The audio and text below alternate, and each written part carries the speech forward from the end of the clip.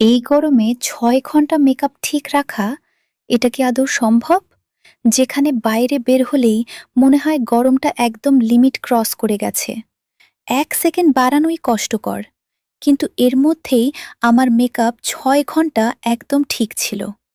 না ফেড হয়েছে, না কালো হয়ে গেছে, না কোথাও থেকে উঠে গেছে। একদম ফ্রেশ আর গ্লোয়িং লুকই ছিল।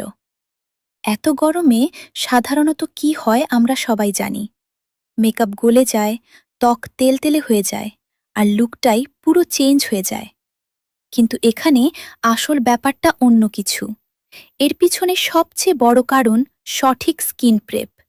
যদি স্কিনটা শুরু থেকেই ঠিকভাবে প্রস্তুত না করা হয়, তাহলে যত ভালো প্রোডাক্টই ব্যবহার করো, মেকআপ লং লাস্টিং হবে না। আমি শুধু একটাই জিনিসে ফোকাস করেছি, স্কিন যেন ভালোভাবে রেডি থাকে, মেকআপ যেন ত্বকে সুন্দরভাবে বসে।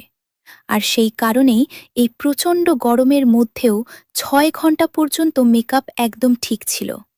তাই তোমরাও যদি চাও এই গরমেও ফ্ললেস, লং লাস্টিং মেকআপ, তাহলে সব কিছুর আগে স্কিন প্রেপটাকে সিরিয়াসলি নিতে হবে।